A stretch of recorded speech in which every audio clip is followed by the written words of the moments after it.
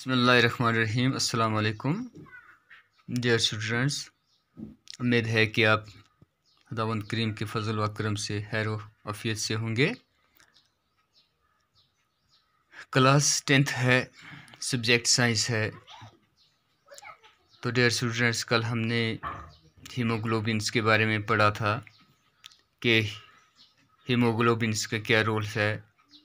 तो आज हमारा जो टॉपिक है लाइफ प्रोसेस का, तो इसमें से वो सब टॉपिक जो हमने चुना है वो है ब्लड प्रेशर। तो डियर स्टूडेंट्स, हम सब डे टू डे लाइफ में ये ब्लड प्रेशर के बारे में सुनते हैं।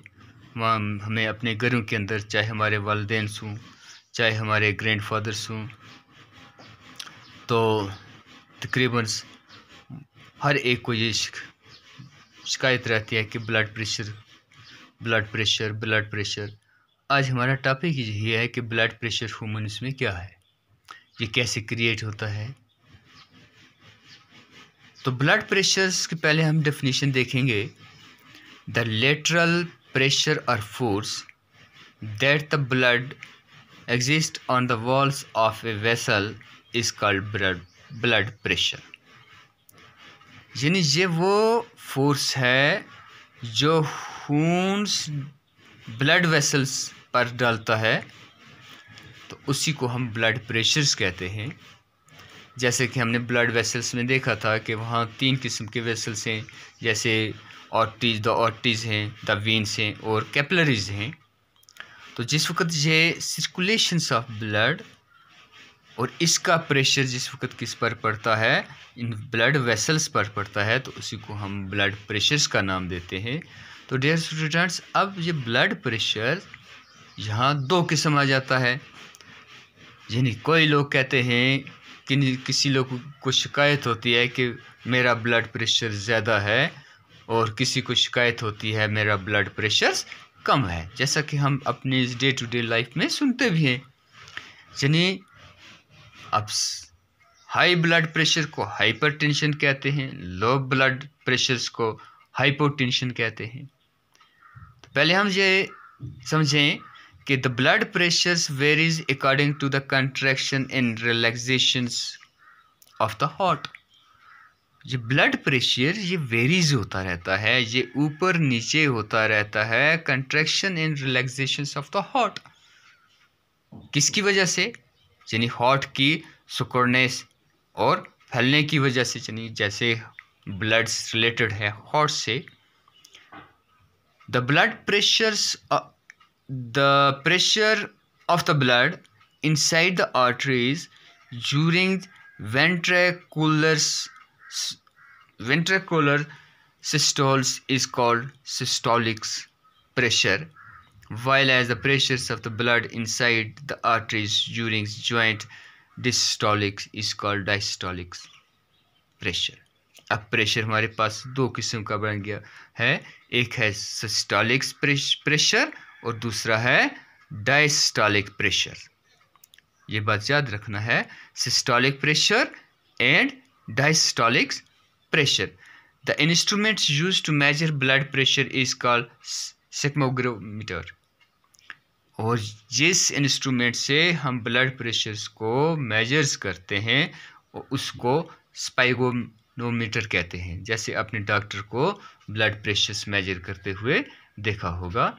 and is expressed in terms of millimeters of mercury, और इसको मिलीमीटर ऑफ mercury से एक्सप्रेस किया जाता है, ज़ाहिर किया जाता है। The normal blood pressures values, और अब नॉर्मल जो ब्लड प्रेशर्स वैल्यूज़ होते हैं वो systolic pressures 120 millimeter of mercury, ये नॉर्मल टेम्परेचर है, नॉर्मल प्रेशर्स है, सॉरी। कौन सा? Systolic 120 millimeters of mercury and diastolic pressures is 80 millimeter of mercury। This is usually written as, और इसको अक्सर लिखा जाता है 120/80 मिलीमीटर्स ऑफ mercury। अब हम ये देखें कि हाइपरटेंशन क्या है? The persistence rise in blood pressure is called hypertension और हाई ब्लड प्रेशर, यानी लगातार प्रेशर बढ़ना, यानी जिस वक्त अगर नॉर्मल प्रेशर एक ह्यूमन्स बॉडी में 120 है या सिस्टोलिक प्रेशर 120 है, अगर उसमें अज़ाफ राइज हो जाए, वो बढ़े, तो उसको हम हाइपरटेंशन या हाई ब्लड प्रेशर कहते हैं। Hypertension is caused by construction of arterioles which result in increase the resistance of blood flow। अब हाइपरटेंशन ये काज्ड होता है कंस्ट्रक्शन से। किसकी कंस्ट्रक्शंस? आर्टरीज में, which result in increase the resistance of blood flow, यानी जिसमें ब्लड फ्लो की रेजिस्टेंस क्या हो जाती है? इंक्रीज हो जाती है। It can lead to ruptures of arteries, और इससे आर्टरी कभी कभी रप्चर्स हो जाती हैं, आर्टरीज ब्लास्ट हो जाती हैं, एंड इंटरनल ब्लीडिंग्स, और इंटरनल ब्लीडिंग्स भी हो सकती है।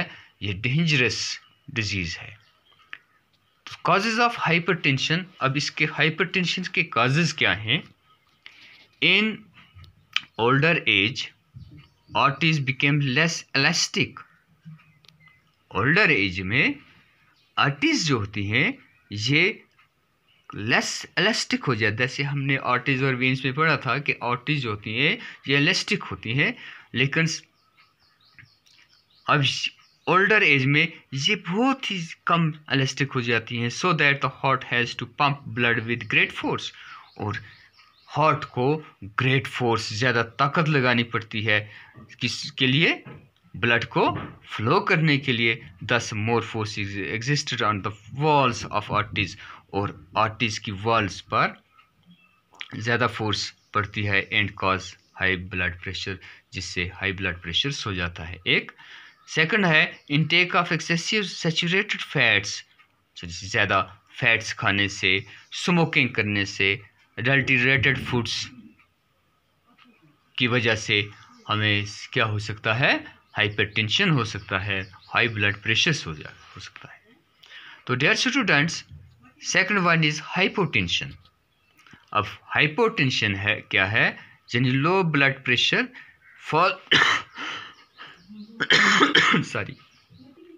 fall in the arterial blood pressure is called hypotension। अब क्या हो जाता है?